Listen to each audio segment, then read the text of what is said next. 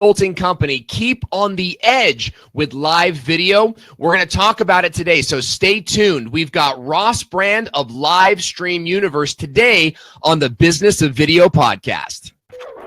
You're listening to the Business of Video podcast, where the world's top YouTubers and marketers talk about what's working with online video. This podcast is recorded live on Facebook every week, and you can join us when you visit businessofvideopodcast.com. Now your host, Owen Video. Good morning, everybody, and welcome back to the Business of Video podcast, live on Facebook every single Wednesday. I'm Owen Video marketing coach for small businesses. You can check me out at thevideospot.net, but I'm not the most important link in this sausage chain. No, I want to give a big shout out to my producer, Melissa Media, who's in the background doing all the switching and making sure the show gets up on the air. And I'm joined today, as always, by my gracious co-host, the Continental, Mr. Nick Nimmin, is here today. What's up, my man? What is going on, Owen? Nice to see you today. And Continental, I like that. I like the sound. Coast to coast. You're in Thailand. You're in Arizona. All the finest spots. Yeah, Arizona in the middle of nowhere, and in Thailand in the middle of nowhere. So yeah, I'm a recluse. We'll just go ahead and put that out there. I'm like a hermit. You are. You're wild and free, and you know what? It energizes me, and I love your background today. It's like you're in heaven. It's like you're out there. You've made it. I want to say that I am. I am. My day-to-day life is kind of like that. I enjoy everything it is that I do for the most part. I enjoy all the people that I'm in contact with. I have a very minimal amount of negativity in my life, and because of that makes the existence that I have right now similar to that, in my opinion. So absolutely. Hey, I love the way you spun that, because I gotta say, the life of a video producer, live streamer, there are times for me when I'm sitting here sort of like typing away, and I'll just start chuckling, that this is my life. This is my profession. It is so much fun. And even on the bad days, right? Absolutely. Absolutely.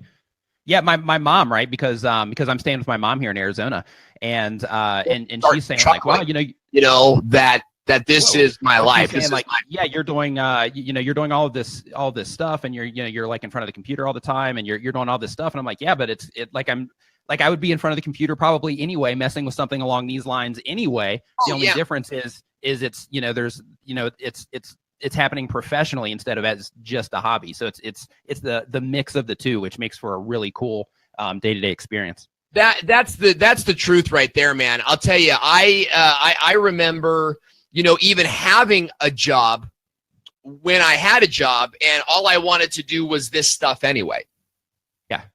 Absolutely. I mean, it's people look at it and they say like, wow, that's, some people look at it and say it's easy. Some people look at it and say it's hard. But I think all of that is based on, your personal perspective and what it is that you're doing, and the actual message that you have. You're trying to help people, or you're trying to only promote yourself. Like what is it that you're doing? And I think, if your motives are in line with your morals, I guess would be the right thing I'm looking for there. But if your motives are in line with your morals, it makes for just a fantastic experience that I would welcome anybody to join.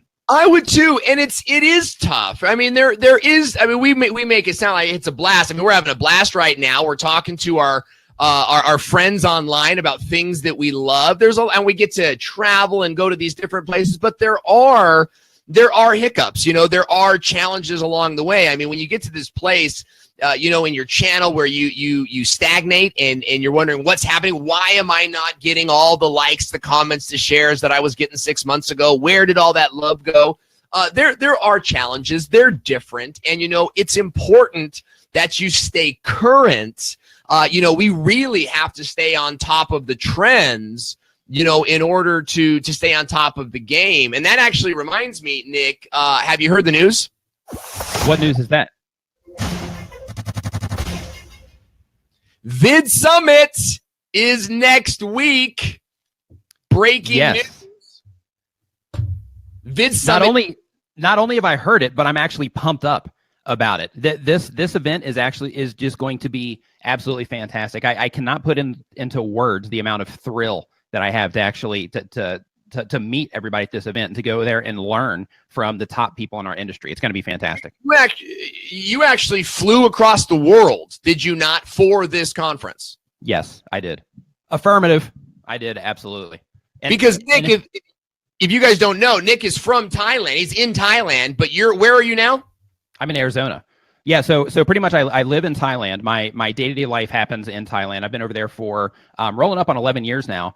And when this event came up this year, it was a no-brainer. So I normally take a once-a-year trip back to the States anyway. But this year I arranged everything around this summit. So yeah, this is a huge deal. And I recommend everybody that if you are not going or you haven't signed up yet, that you definitely go and check it out. And they even have live replays. And I'm sure you have some information about that, but they even have live replay, or not live replays, but actually live streaming from the Vid Summit itself. So you can actually watch it all as it's going down and learn just like you're sitting there in the audience. So if you can't make it, it's still going to be a fantastic thing for you.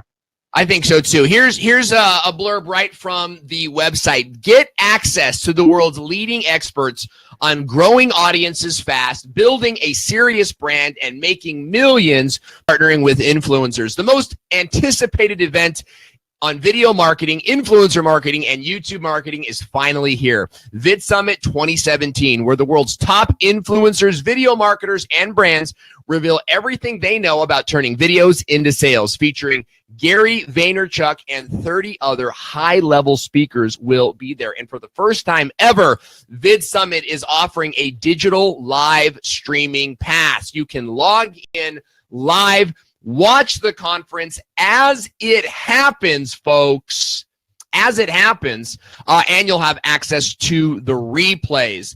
So you guys can check that out. They're actually our show sponsor today, thevideospot.net/VidSummit.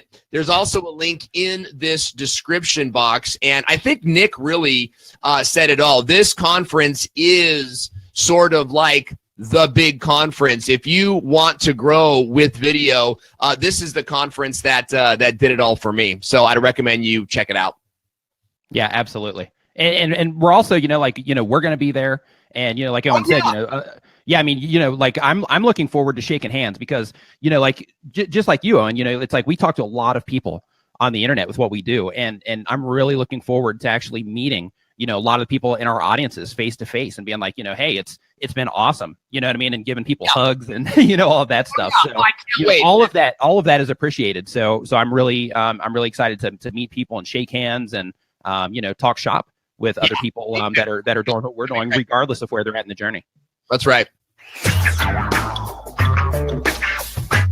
Hey, it's great to see you guys here today on Wednesday. I want to remind you to join our chat bot if you haven't already. When you do that, you'll become a Business of Video insider. We're going to give you hot tips, additional tips throughout the week through Facebook Messenger bot, plus live alerts when we go live, so you'll never miss a show. So guys, don't forget to do that.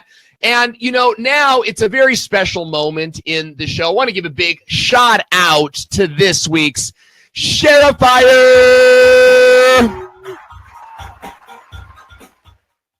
As you guys know, we pick a moment every week in the show where we recognize one of you who had the audacity, nay, the tenacity to share this video on your timelines right now. And every week we pick one of you who shares this video and we honor you on our show with a shout out. So this week, our big shout out goes to Keith Radke.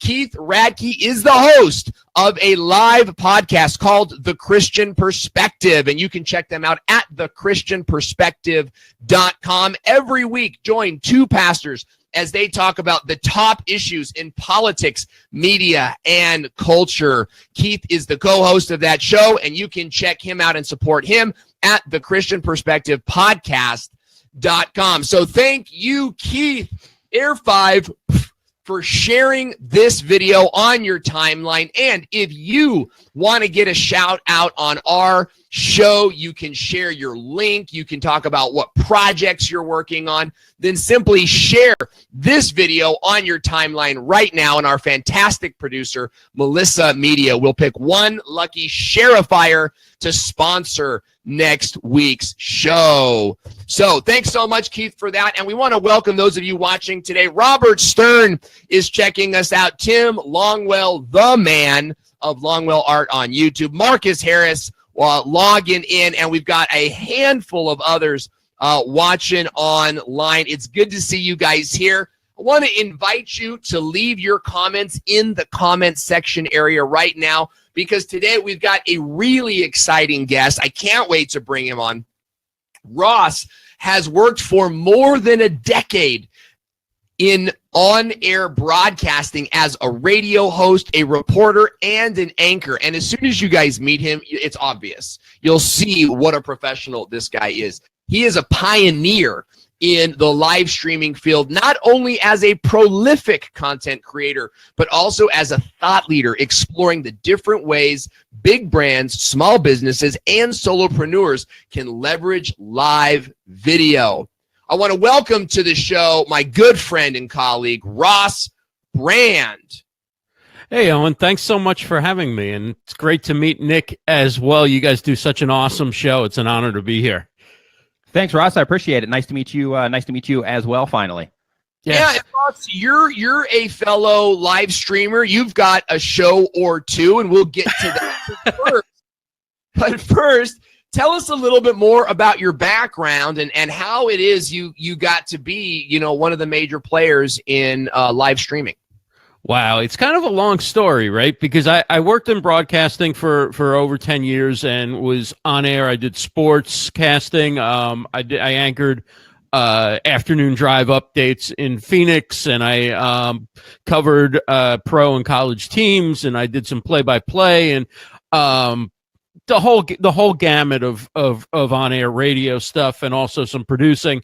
And when I got out of that, I didn't think I would come back to broadcasting. I enjoyed it. It was a good run, and I was on to doing other things. And one day I discovered this website called Blab, which I thought was going to be some sort of like 2.0 chat discussion or something like that. And all of a sudden I go in there and I'm like, I'm in talk radio heaven. This is unbelievable, right? Basically, it was talk radio with webcam. So I was like, maybe I got to figure out how to use this webcam thing.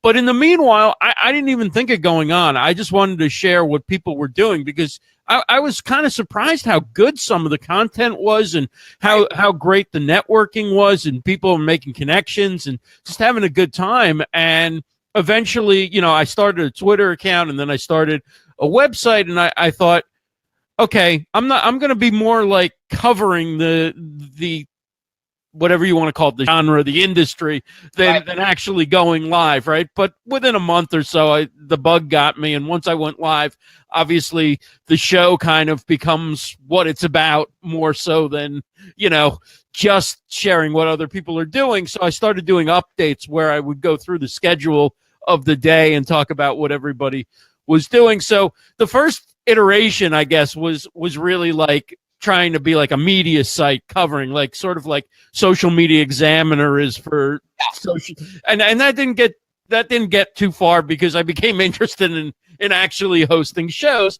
And then it was like, okay, maybe this becomes like, my website becomes like a network or whatever. And then I realized ultimately there's a lot of people who need help with live streaming, or are going to want to use it in the future for their business and stuff. So while I'm still doing shows, I'm not trying to do, broadcast every single day. I'm focused on helping people who want to do more with live streaming, or get started, or maybe they're already doing it, but they want to align their content in a way that works with their business, but also still works as a show as well. And that's kind of the challenge for a lot of people who are live streaming to promote their business or to acquire new customers, is how do I make that interesting as a show? Because first, people got to be interested enough to stay with you before they're ready to actually go into business with you or buy from you. And so that's the challenge for a lot of people, is how do they take their business and make it interesting? for a show. So with somebody that you know, on that side of things, because you know there's people that are going to be listening to this that are wanting to apply live streaming to their business and things like that. For you as somebody who actually trains people on how to do this stuff and how to apply it to their business and get results via live streaming, what do you think is the best place to start, or the best way to start to actually get that going? Because like one thing, like I have people that ask me, you know, like, okay, I want to do a show, but I don't know how to actually do a show, or I don't know what to actually make a show about. What type of recommendations would you give on something like that? Well, I think most people start on mobile. I actually started on desktop first. Now, granted, I had a broadcasting background, but I think a lot of people who start on mobile tend to develop some bad habits, right? Because it's so informal and there's so much feedback coming through and whatever. I think for people who are new at live streaming, using a platform like Be Live that we're doing now, or another platform that allows you to bring in a guest, and rather than going on your own, do interviews at first. Now you don't have the whole pressure of being on by yourself. What am I going to say? Is my business interesting? Bring on people in the industry. It could be, you know, an expert in the industry, and talk about that. So you're providing value to people who are interested in the whole sort of range of what you're working in, right? But then there's also, you can bring on customers, and customers are great because they can tell you about how your product or service or program helped them, and yet you can share a journey that another customer might want to take with you as well. So I think, and you build up your network, and I think it's a great way to get started is doing interviews. And that's the first thing I did when I got on, is like, okay, who am I going to interview? And to this day, it still is like the core of what I do, because I think even as you get more experienced, it's a great way to tell stories without having to write the story ahead of time, right? You can become more comfortable as an interviewer, and then you direct the show. And of course, the most important skill in interviewing is listening, because the best question often comes from what the person said, not what you might have thought you were going to talk to them about. Yeah, no, you're absolutely right about that. And we've got a ton of great activity happening in the comment section right now. Want to say what's up to Professor Peter Nose, the professor. Logging in, doing it with Jason, Jem Castro, and Aaron Jemison. Kim, I met Kim at CVX. Good to see you all joining us here today. Remember to share this video on your timeline right now, and you'll be entered into a chance to sponsor the show next week. Hey, if you're just joining us, we're talking about how to use live video to build your coaching or your consulting business. We're talking with Ross Brand, and we're so glad that you're here today. So, Ross, you talked about, you know, where to start with your video if you're trying to build a show. Talk a little bit about the difference between a show and promoting your business with live. Like, how do you differentiate between the two of those things? Well, I think it's all part of the same thing in a sense, right? Because in hosting, let me just step back for a second, right? The way I look at it is there's 3 paths to making money with live streaming. There's actually 4 paths, but the 4th path is like getting sponsors or getting a network to pick you up or something like that, which isn't necessarily the realistic thing to think about when you're getting started. So the 3 paths are: 1, you can get on and just directly sell products and services.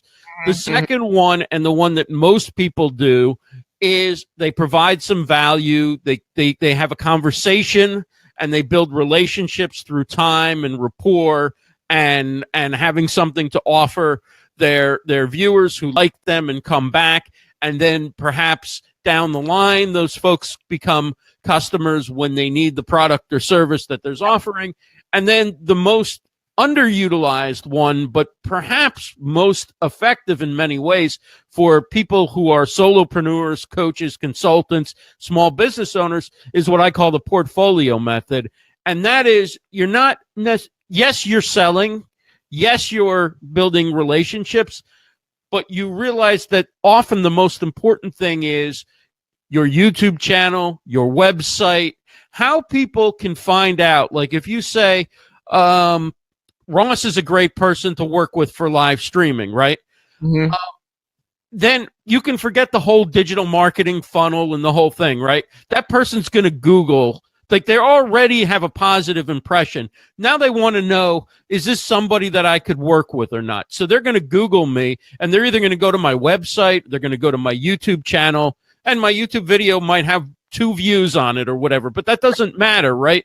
Because they're going to watch it, and then they're going to either come away thinking, I like this guy, he knows what he's talking about, he's somebody who could solve the problem that I have, and I'd be comfortable, or they come away saying this guy's, approach isn't for me. But either way, that is often the closer, right? Is when they find your footprint and they're already favorably disposed to working with you. And that's the one that I think a lot of people don't put enough time into, because when people find you through either what I call your portfolio, could be repurposing, whatever. I did a live video the other day. I'm taking part in Livestream Katya's 5-day sales challenge, right?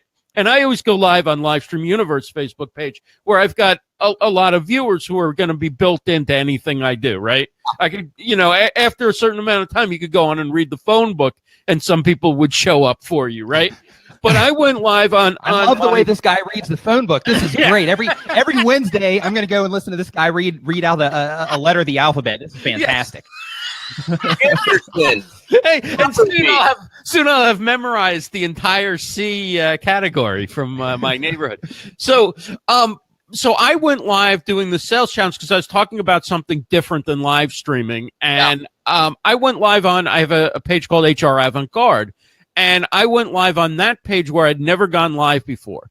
I literally had one live viewer, and by the time I went to bed at night, I think I had 8 views. But what I did was I wrote a blog post about it, posted it on Medium and embedded the video. Yeah. And when I woke up the next morning, I had 2 calls scheduled. Fantastic. So that becomes part of your digital portfolio, is knowing where and how to put things online so that you can get value of something that you're doing live, and people recognize that you went live. So they know there's that element of danger, right? I'm going to be talking. I'm probably not reading a script, if you can tell the way I talk, because you see my eyes roll up in my head and I think about something and whatever. And all that adds credibility, even if somebody watches it on a replay. So the value to going live is you show that you know what you're talking about. You show that you're passionate about it. You can even, if you, like I say, you whether you interview somebody, you bring on a customer, you show you know how to react to situations in real time related to your business.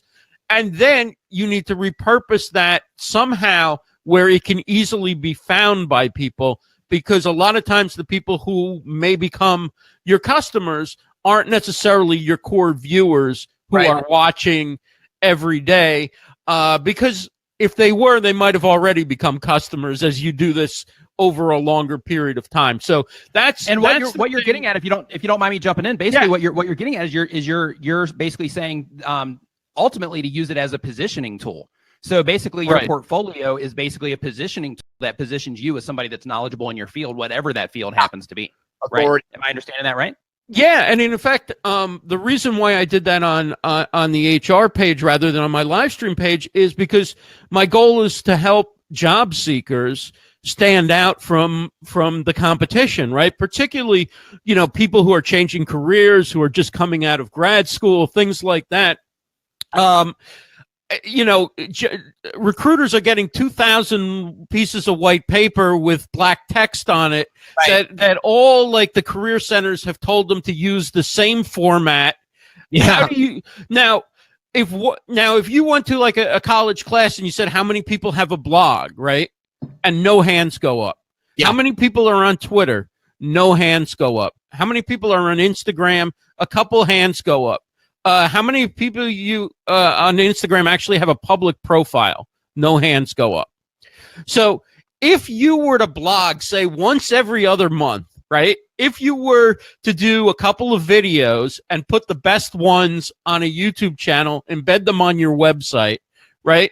Say you blog every other month. At the end of the year, you have 6 blogs. Take the best one, post it on Medium, post it on LinkedIn Publisher, and if it's really good, make it part of your LinkedIn portfolio under, you know, your summary or whatever. By the end of the year, when you're applying for a job, but you could ramp this up in 6 months, in 6 weeks, if you really are strategic about it. And, you know, that's something that I can show people how to do. But you're going to stand out. You're going to be memorable because people think in images. So I'm going to remember that I saw that Owen has a website and Nick has videos, but I'm not going to remember somebody that I wrote some notes in the margin because they did an interesting internship that everybody else did an internship as well, applying for that entry-level job. So the person who took maybe 6 hours to write 6 short blog posts in the course of a year is going to seem like they're much more passionate and interested and knowledgeable about the field, and they're going to look like they actually have some experience dealing with the issues that they would deal with at work. So it's not, we think of this thing as being so noisy, but the idea isn't necessarily that you need to break through the noise and have 10,000 views. As long as the person you want to hire you has that one view, that's the only view that you really need when it comes to that third method, which I call the portfolio method. That, I think, is a mic drop. Yeah.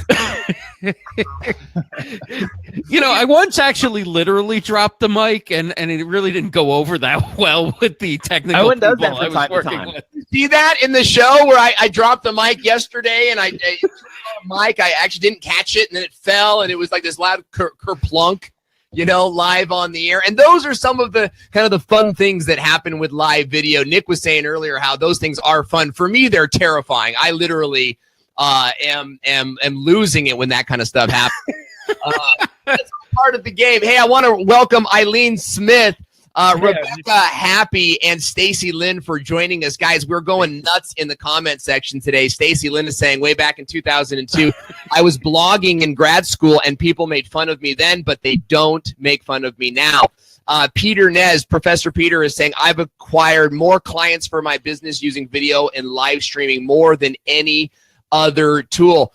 Absolutely the case for me as well. And we're stoked to have Ross Brand of Livestream Universe on the show today. Ross, you just talked about your 3 pathways for live streaming success for a coach or a consultant. I want to ask you about the call to action. So whether we're doing, you know, path 1, path 2, or path 3, where is our call to action? How do we actually, do we offer a lead magnet, or do you say, hey, come buy from me? You said you made appointments. Talk to me about how you differentiate in your videos where the call to action goes. Well, I don't do enough call to action. I'm going to be honest. And my call to action is usually like watch my next show because that's what I'm doing, right? Or go to my website. But let me just say that, you know, there's 3 paths, but the paths aren't mutually exclusive. In fact, I think a really strong live stream brings in elements of all 3, but generally somebody's going on one of the 3 paths more strongly than the other 2, and you can identify that pretty quickly. If you're direct selling, get into the features and benefits. You know, you can get into the features and the benefits in a short video right away. You can see the beautiful thing about the platform that you're using, Be Live, up there, you know, Owen. Yeah, I use that tactic video, in YouTube videos. Also, I use the same thing. Course or whatever you want. If I say it 3 times, I'll get it right. The lead magnet is, it could be a download, a checklist, a short article or something like that, but it could be a broadcast in and of itself. It could be a webinar. It could be a contest. You know, it could be anything that draws people in and gets them to get a taste of what you could do for it. That's a call to action. And if people share or you're here for a little bit, you can be whatever where you're at with that audience and what they're open to. And Ross, I think that some of that kind of falls back on what you were saying originally, as far as, you know, the three-way, like you were saying before. I mean, you know, people are going to Google you. They're going to try to consume more of what you already have. So in that situation, you just have to, from time to time, you know, kind of sprinkle in, you know, hey, these are the different things that I do. So for the awareness sake, without having to put real strong call to action, depending on how you're putting it together. Would you agree with that? Oh, absolutely. And I think, you know, when you talk about coaches and consultants, I mean, live video was made for people who do that kind of thing. I agree. Because if you have a group, let's say you have a private group, you can do stuff like my friend Kim Doyle from the WordPress chick, who's getting sort of away from WordPress and getting more into content marketing and lead generation and things like that. She puts people on the hot seat in her group. Basically, you have an issue, you have something with content you need her help with.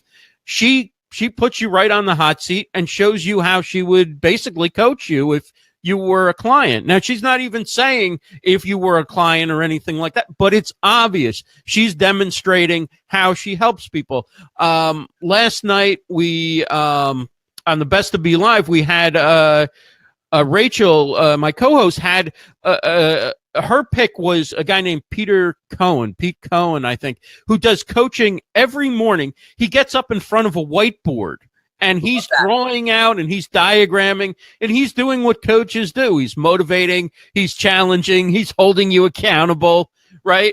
And he's got the T-shirt that kind of has his logo and either way, like if he turns to right on the board, you see it on the back. If he turns to front, so there's the call to action, right? It's embedded in his physical presence.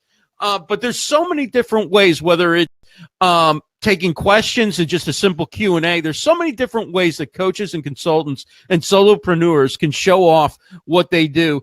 And it makes for interesting, compelling content in a way that, you know, a factory that's manufacturing widgets or something is going to really have to think outside the box of how they make that into a serial program that people come back for week after week. Like, probably not going to be talking about how the widget's made. Maybe you talk about the products that it ends up in. Maybe you talk about the town where the factory is. And if you come to that town, we have tours and you can get discounts on widgets or something. I don't know.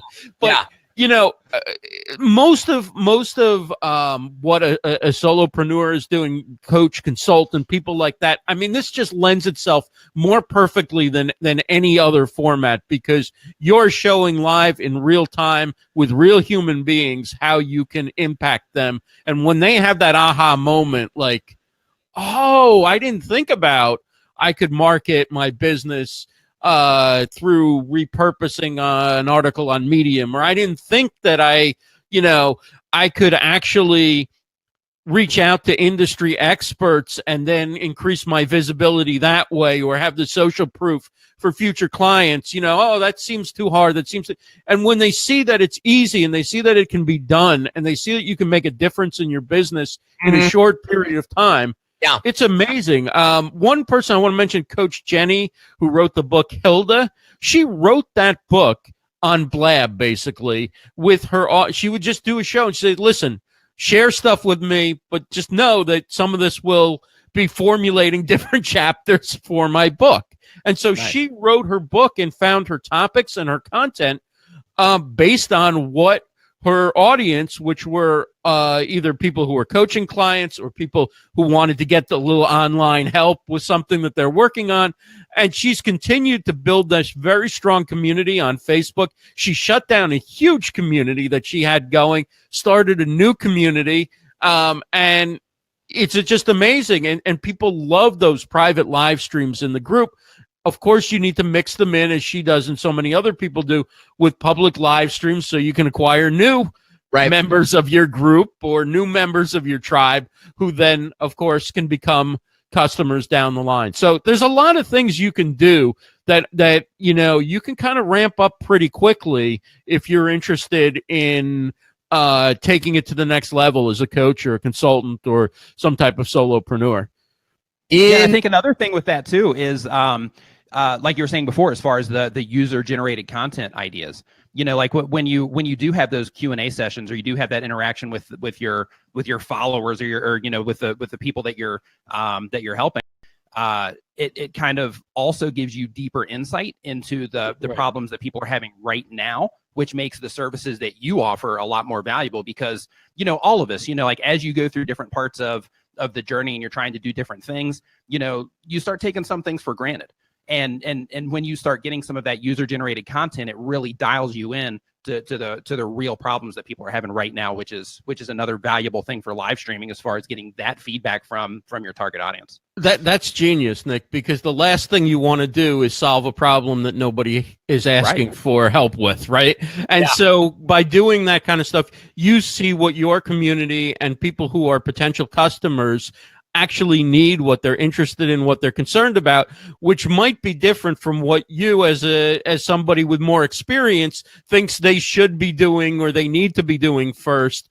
That's not necessarily where they're at. And we do take for granted very much when we get comfortable in an area that, everybody must know that you just go post this here and you just, you edit out a clip and you use that as a promo for your next week's show and whatever. And then it occurs that like most people didn't think about that. Like most people don't even think about like taking a screenshot from a show and repurposing that when you need quick content and you don't have time to design a graphic or whatever. And so there's a lot of little things you can do that to us seem obvious for promoting yourself, but to a lot of people who have not been in the media and not been in social media and not been in live streaming and so forth, there's so many opportunities. Before you quit and say, I only had 3 views and got no customers, there are so many things you can do to position yourself to grow online before you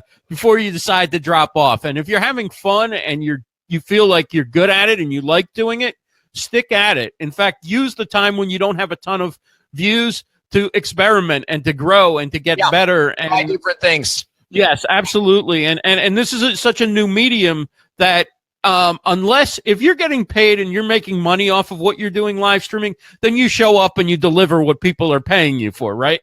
But if you're not, you should always be pushing the envelope a little bit and saying, how can I do something different and how can I grow as a live streamer, as a broadcaster, as a communicator, as a content creator? Because if you're not making money doing it, then explore all the different areas where you can grow and get better skills. But also some of those areas may be areas where there's a need that's going to come in the future, and maybe you're the one who pioneers that avenue, right? Yeah, that's actually just great advice, and you're dropping some major knowledge bombs right here. I want to say what's up to Marcus, David Barrett, Buffalo, my man, Mia Voss, and Dean Jonathan. Thanks for joining us, guys. Ask your questions in the comments section. You're listening to the Business of Video podcast.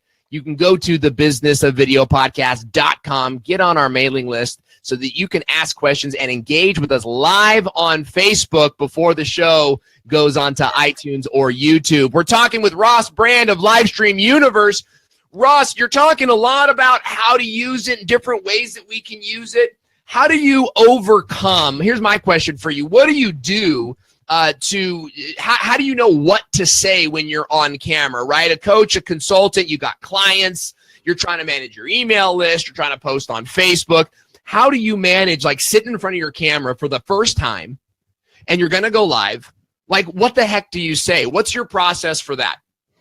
So this comes so second nature to me that this is the hardest thing to sort of speak in general about, right? Because I can look at different individuals and their situation and say, for you and your business and your level of experience and your comfort with this is what you should do. But I mean, there's nothing wrong with the first time you go on and you just introduce yourself and you say, I'm Ross Brand. I enjoy live streaming. I have a show at this time. I have a website. And let me tell you how I got into this. And then you start talking about your backstory a little bit and you start feeling good about what you're doing and everything. And but again, I don't think, so I think that's a fine way to do it, is to just go on and introduce yourself, talk a little bit about yourself, and then wrap up. Say you'll stay on for 5 minutes and that's it, right? The first time. Then the second time you push it a little longer. Then the third time you say, okay, I'm going to have a call to action. Even if nobody's watching, I'm going to give that call to action out, right? I'm going to start earlier, asking people to like and share and spread the word. And, maybe the fifth time you start, when you get on, you talk about what's coming up, right? And then you get into that content and you deliver that content more directly. I think scripting, I think if you're new to this, if you script your in and you're out, you're open and you're close, that takes away a lot of the, what do I say when I go on? And how do I get out of this gracefully? I mean, even after, many years of radio and zillions of live streams, it's still a little awkward when you close a live show, and it's like, what do I, you know what I mean? So if you're new to this, script what you want to say in the beginning and the end. I mean, you don't have to sit there with a piece of paper like this, but there's nothing wrong with having a few notes and reading when you first get on, because it'll make you comfortable that you don't have to go through that I don't know what to say stage. But the important thing is to get into some content when you get on, even if that content is just making connections with who's ever watching or talking about what's coming up. Never do the let's wait till some more people get here, I'm going to get started in a little bit, because that's making your replay viewers, who may be more viewers than your live viewers, feel like they're second best. So the way you accomplish that is you can recap what you've done in the past. You can talk about what's coming up next week. You can talk about what's coming up in the show. You can engage the people. You can talk about something cool that happened in your day. But there's, you guys do it so well, where you start with some small talk and then you get into news and then you get into the interview, all of which gives people time to show up. But the replay viewers are being entertained from moment one. Yes. They're not sitting there like they're second best and it's a live show and they have to wait till the live viewers show up, right? Yeah. Marcus Campbell's making some great points. He says, I find a small outline works well. We used to do this on webinars, works great on live streams. He also recommends taking questions up front so that you can build out the rest of the show. Great tips, and thanks for joining us, Mark. It's good to see you. Ross Brand, when it comes to the replay viewers versus the live viewers, comment on sort of the dance, how you're going to get more replay viewers. You're just going to. But you also have to be there for the live viewers. How do you balance that, Ross Brand? It depends on what your path is, right? I decided to prioritize live in the sense that I chose Be Live TV because of the ability to put the comments up on the screen. That was a difference maker for me, because it prioritizes the live engagement. And frankly, I think, people watching the replay enjoy seeing the comments as well. It adds another dimension to watching the replay. But one of the things for the replay that's important, and you guys know this because I can see your setups, is that audio is important for the replay, that you have good quality audio. Because if people aren't necessarily engaging in a live chat, they may well be listening in another browser while they're working, while they're searching the web, while they're doing the dishes or whatever it is. And it's going to be the strength of your audio. As long as it's decent, right? If it's choppy, people are going to tune out. But if your audio is decent, then people can enjoy it sort of like a radio show. Whereas if your audio is bad but your video is decent, I don't know, staring at me for more than a couple seconds with no sound really isn't that interesting, right? I mean, right. This is a talk show with webcams. It's not, a 1 hour television spectacular, as Howard Cosell used to say, right?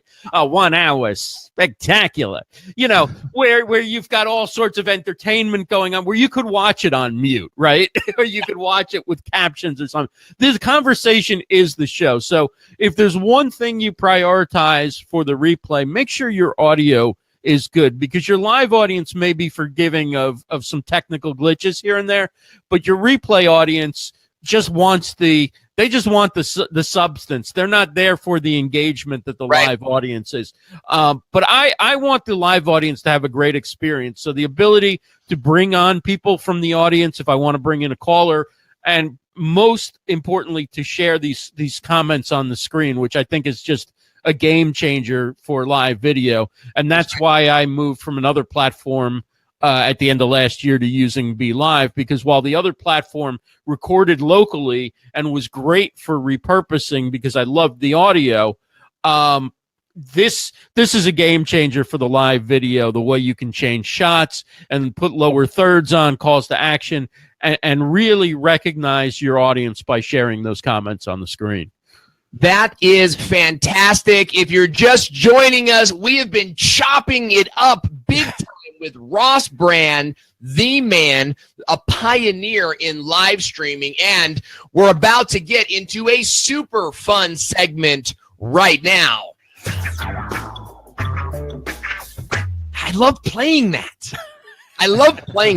I wish I feel like I should be walking down the street, Yeah. Maybe sitting on the hood of a Cadillac or something like that. Maybe you got the boom box up on your ear and a big collar, long coat. That's what I want. Hey, we're going to get into questions from the audience in a little section we like to call Nick's Questions.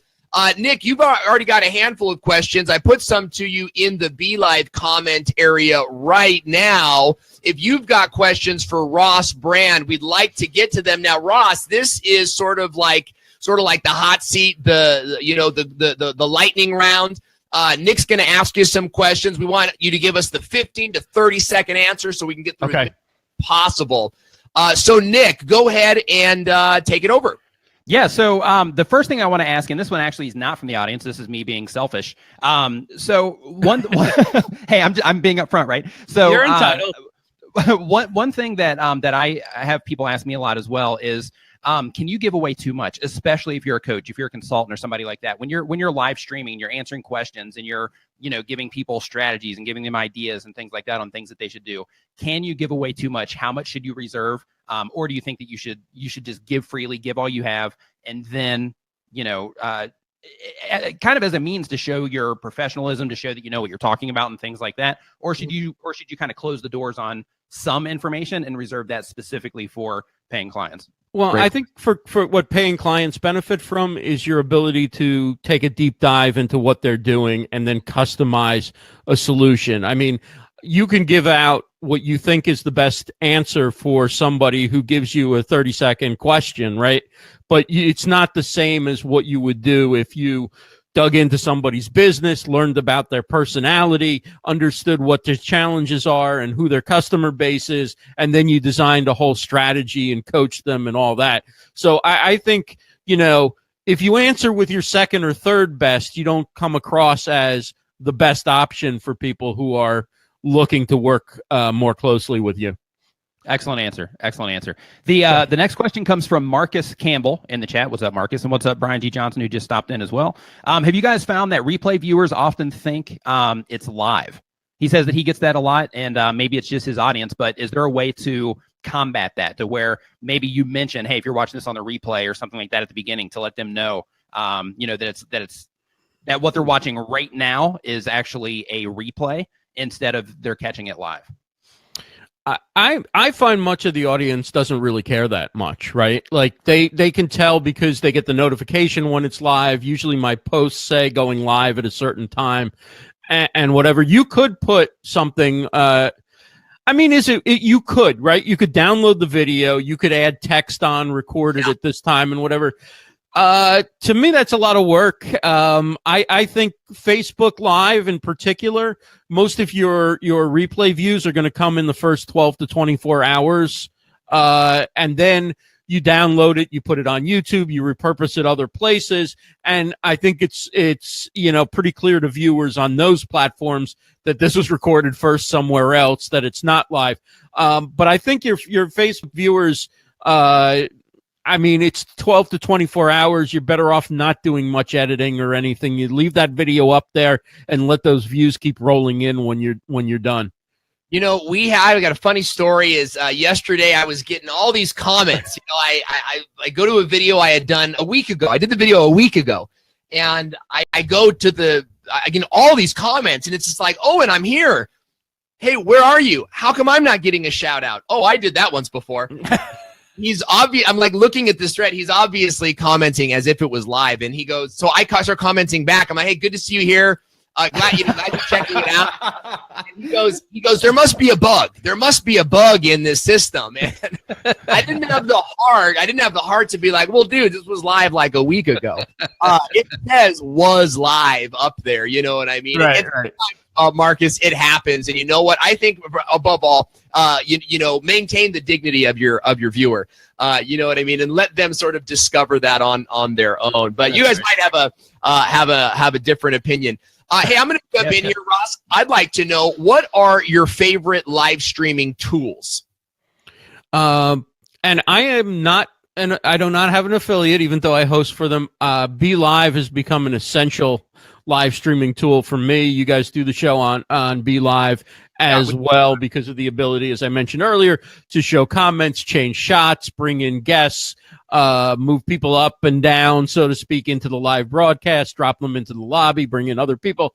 Lots of great tools. After that, I mean, I think having a nice microphone. I know this is video, and people might say, "Well, you should use a lav mic or a boom mic or whatever." But a radio broadcast mic like this is going to give you the best sound. And what we're doing is sort of like radio on TV, right? This is a talk show. So having a mic, I mean, this one cost me $49. I've used a lot more expensive mics, but I'm not going to sound $300 better necessarily if I go up. If you get yourself a good entry-level broadcast mic, that's going to make a difference. If you have headphones or earbuds or something like that to keep the sound from rotating back in, those are my key tools. You know, an external webcam has made a difference versus the built-in webcam for the video. And I recently picked up a camcorder, so I'm going to be using that for certain things that I do. But it's not necessary. I mean, people have the tools, all the tools that you need. You pretty much have in your smartphone, and if you have a laptop or desktop computer from the last couple of years, you have pretty much everything. Add a microphone, maybe get a little arm and take it off the desk so you're not sitting hunched over, or you know, you don't pick up the keyboard noise, and you can move it around a little bit. That's all you need really to get going. All of that stuff is all you need. All of that, and you can get all that. All that is less than $100, though. I mean, for sure. This was $30. The next full foam windscreen was $2. Right. The next question comes from Gord Eisman. He says, if you do a live broadcast on Facebook and you want to repurpose some of the content for uploading to YouTube, should you wait to post until a little bit later, like a week or something like that? Or should you go ahead and do it already to go ahead and get the content out there? What do you recommend for that? That's a great question, and it's something that I've thought about a lot and haven't come up with a really good answer to. What I do is I try and drive people to Facebook within the first 24 to 48 hours. And then from there on, I think it doesn't really matter how much longer you wait. So after most of your replay views on Facebook are going to come in, like I say, 12 to 24 hours. So in the first day after, I'll tweet with an image or something and send people to the Facebook. After that, I upload it to YouTube, embed the YouTube in a blog post. I think that the YouTube embed looks better. The video looks nicer that way. And then you've got the ability to be found through YouTube searches and things like that. So, but you know, if the only time you have to upload it to YouTube is, you know, a couple hours after the show, it's not going to hurt you to do that either. I've done that sometimes where I've done it the same night. I don't think that's a huge game changer. You guys know YouTube better, so you might have thoughts on that. Yeah, I think it's interesting that, you know, like some of what you were suggesting there is actually, in that case, like when you're focused on live streaming, especially on Facebook, is using YouTube. Like if you're thinking, hey, you know, I'm not going to do a YouTube channel because I'm focused on live streaming on Facebook, using YouTube as an actual utility so that you can, you know, increase your chances of discoverability, so that you can embed it in blog posts and things like that. I think that's an awesome suggestion, Ross. Yeah, and you guys do a nice job cutting up your questions and answers too, which is a great way to either get more subscribers for your channel, get people to watch bite-sized content, but it can also drive people to say, I want to watch the whole video, whether that whole video is on YouTube or sending them in the beginning back to Facebook if you want to pump up the Facebook viewership, because you know that's where you're going to be going live primarily for a specific show. Yeah, and I'll tell you, what we do on this show is we repurpose, like as soon as we're done here, this show is going to go on to YouTube. We're going to stream it live. We're going to stream the replay live and then answer live in the comment section so that we can be there for the audience there. But you know, I think you need to not send people back to Facebook, right? Because once the video, goes live on Facebook, you've got about a week. I've noticed on this show, it's about a week. And then the comments just completely stop. The views completely stop. But YouTube, if you're driving all those views on a replay to YouTube, you're getting watch time, you're getting SEO value. So my suggestion for you guys out there listening is do the live, promote the live, and then promote the replay on Facebook that week or for the next couple days. But long term, you're going to embed the YouTube version in your website. You're going to drive people to the YouTube version, and that is so you can get long-term, lifetime value out of a video that is going to get buried on Facebook, but could over time rise to the top on YouTube. That's right. That's right. That's great advice. All right. Hey, we've had a great time hanging out with all of you guys today. Ross, thanks so much for joining us. How can we stay in touch with you? What is your call to action at the end of this live video, my friend? Like the Facebook page, the Livestream Universe Facebook page. You can get there by just going to rossbrand.live. Rossbrand.live will take you to the Livestream Universe Facebook page. And like that's where I do all the live streams. I put recorded content there as well. And that's probably the best place to follow what I'm doing when I do what I do. You are doing tremendous work out there. We didn't even get into the stuff we discussed in our pre-show prep. We got into so much great stuff today, Ross. It was a pleasure to have you. Gord Eisman is saying, I don't want the show to be over. Neither do we. But statistics show if we go on much longer, the replay will die. Thank you guys so much for watching. It's been a pleasure having you all today. Remember, share this video right now, and we're going to pick 1, 2, or 3 lucky sherifiers to do a shout out. We're going to promote you. We're going to give you a shout out on this show as a way of saying thank you for sharing this show in your timeline. So please share this video now. Don't forget to join us next week, next Wednesday at 9 a.m. Pacific for another episode of the Business of Video podcast. We'll see you guys next time. Thank you for listening to the Business of Video podcast. If you like the show, give us a review on iTunes or share this episode on social media now. Join us next time on Facebook Live. Just visit businessofvideopodcast.com and subscribe to the newsletter updates. This podcast is brought to you by Tuber Tools and biztubeacademy.com. Consulting company. Keep on the edge with live video. We're going to talk about it today, so stay tuned. We've got Ross Brand